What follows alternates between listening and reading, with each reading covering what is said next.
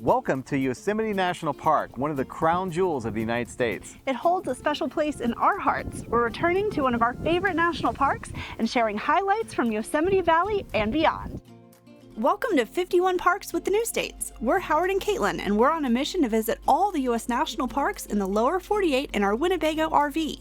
Each week we're sharing where to stay, what to do, and introducing you to the people doing incredible work across our national parks. This episode is going to be a little different from what you're used to in this series. And you've probably seen why in the news.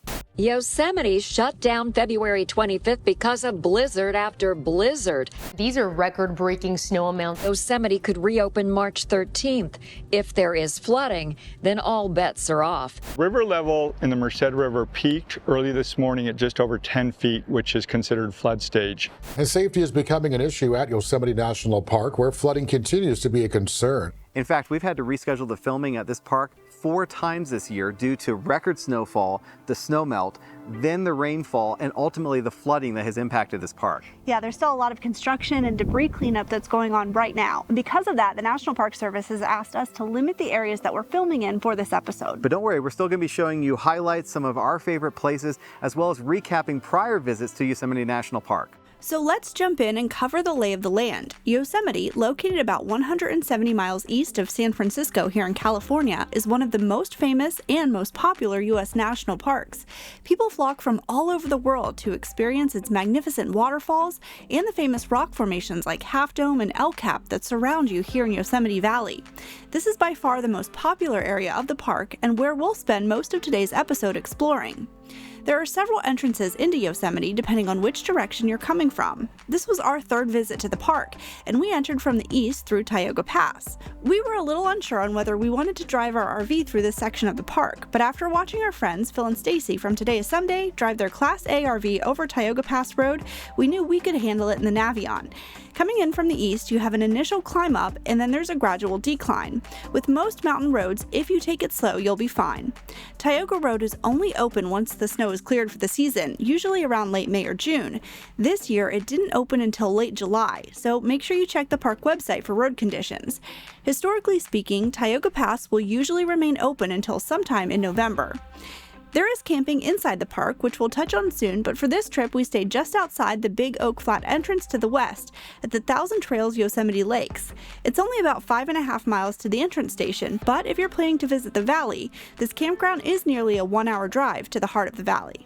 We are in the park, and miraculously, there was no wait whatsoever to get in. There have been tons of news articles and social media posts about how bad the lines to get in have been this spring and summer, and I guess we just got lucky. It is a Thursday morning around 9 o'clock in the morning, and we came in the entrance on Big Oak Flat Road. No wait whatsoever. Even though this is our third visit to Yosemite, we're still using an audio guide. Like we've talked about at almost every single park we've visited this year, it's like having a tour guide in your car with you. And we're learning so much from this tour that we didn't know, even though we've been here multiple times. So I can't recommend them enough. This is not a sponsored post in any way whatsoever. We happen to be using the Guide Along, which is one of our favorites. Guide Along allows you to buy not just the individual park, but sometimes packages. So in this case, I bought the entire West Coast, and we've been using them to great effect all across the West Coast. We just started the hike for Tuolumne Grove.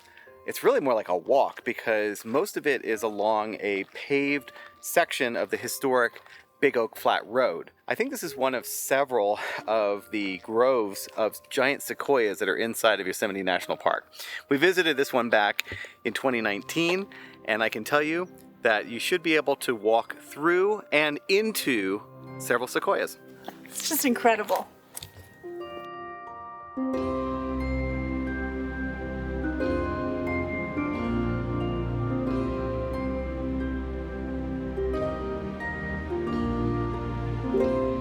The impressive root system of the giant sequoias is pretty similar to the relatives, the coastal redwoods that we saw in Northern California. Just like those, they spread out, but they don't go very deep, only about 10 feet. So these are very susceptible to strong winds and heavy snow, which can topple them.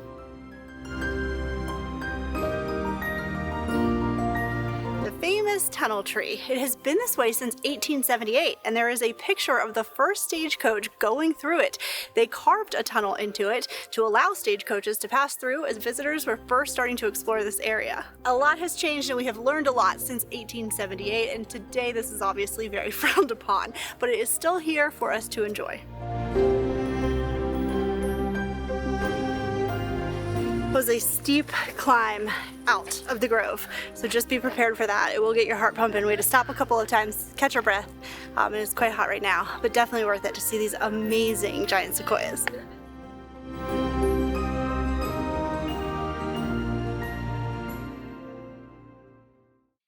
We had about a 30-minute drive from Tuolumne Grove down to the valley, but those 30 minutes are jam-packed with epic views, overlooks, stone tunnels, and waterfalls. And once you make it into Yosemite Valley, it truly is breathtaking. There is so much to see and do here, from great hiking, swimming and rafting, to history, or just taking in the sights and sounds. You could easily spend one day or multiple days exploring this area. Apparently bears love beaches too. Well, how is this for a picnic area? This is Sentinel Beach, and if you keep walking down off the parking lot to the beach area, they have picnic tables right along the river, and you get amazing views of the valley. And we are going to eat now and just take this all in.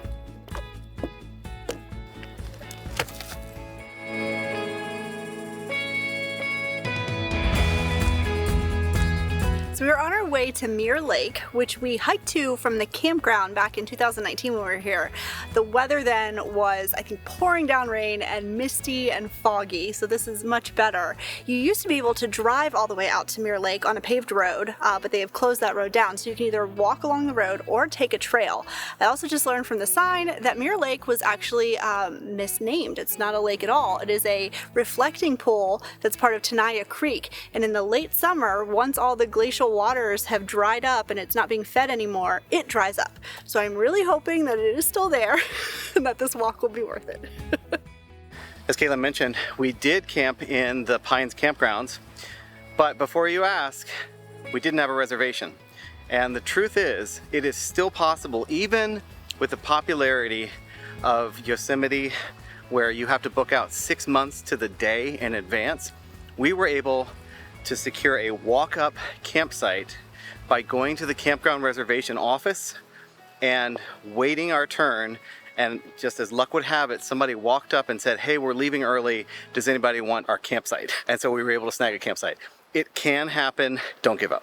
And I feel like that trip will always hold a special place in our hearts because it was the first national park campground we stayed in the Navion, so that was super cool. And there are all kinds of other accommodations too. We're staying outside the park during this trip, but here in the park there are lodges, there are glamping tents, so you can really find something to fit your travel style. And camping, if you can get it in the Yosemite Valley, is so convenient because we just circled around for, no exaggeration, about 20 minutes trying to secure a parking spot in the Curry Village lot, which is the one that's closest to Mirror Lake. There are shuttles. There's actually a very extensive shuttle system that operates here in the valley. So don't feel like if the only parking that you can find is at the visitor center, for example, or in one of the other areas of the valley, you can ride a shuttle and they circulate around and they will take you still to the spot.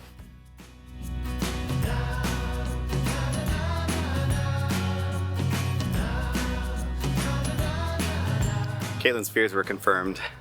It's not much of a lake right now. It's kind of more of a slightly broad stream. It was really pretty up there. Oh yeah. There's a lot of people here right now, you know, playing in the water, relaxing. It is a beautiful spot and you should make the effort.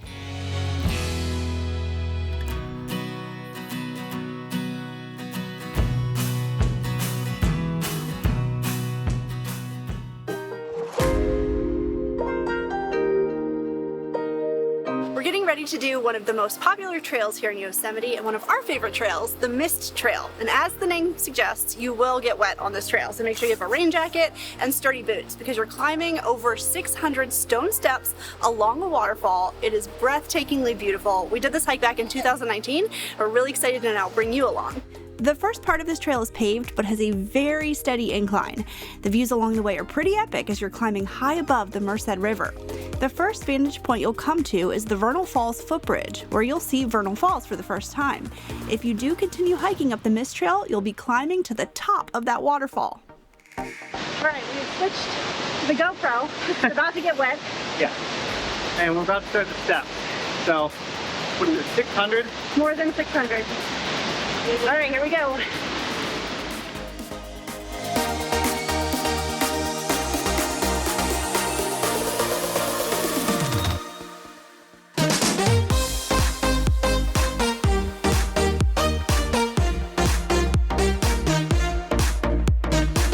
Great job. 600 stairs? We made it to the top of Vernal Falls, and as you can see, it is very wet on the way up. That's why you need the rain jacket. But it's so beautiful with the mist from the waterfall. You get all of the rainbows, and it's super lush and green right now. It's just such a fun hike. We love it so much because there's so many different elements to it. And then when you get up here, there's a nice big like granite area where you can sit and have a picnic, have some snacks. You can continue on to Nevada Falls. I think it's another couple of miles. We did that in 2019, and then it will continue on. You can follow part of the John Muir Trail and reconnect back at the base of the Mist Trail to finish the loop. But we're gonna call it a day here because we've got more of Yosemite to see. So why is Yosemite Park so special to us?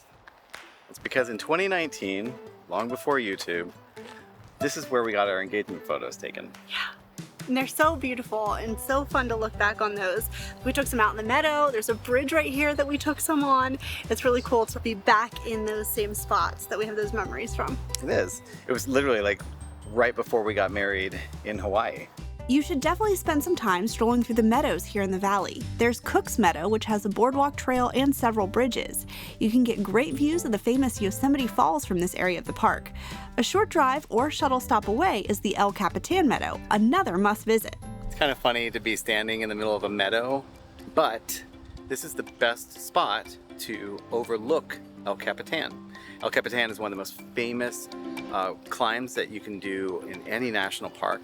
And Katelyn, isn't it true that they spend overnight sometimes like up on the rock? So like sometimes at night you can see their headlamps and you can see the little like tents that they set up that literally hang off of the rock. Ooh.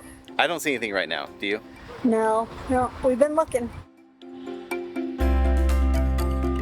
So beautiful. So this is Valley View. And I feel like if you're not careful, you'll miss it. Because it's like the last little parking area to the left, right before the one-way traffic ends and both the north and the south kind of merge together and you exit the valley. But if you can find it and you can find a spot, this is an incredible view. You've got waterfalls, you've got Half Dome, El Capitan, the rest of the valley, all in one spot. Gorgeous. We headed back up Tioga Pass since this area of the park was actually open during our visit and we had never explored here before. There are beautiful meadows, you can get different views of Half Dome, there's lots of hiking options, and pristine lakes.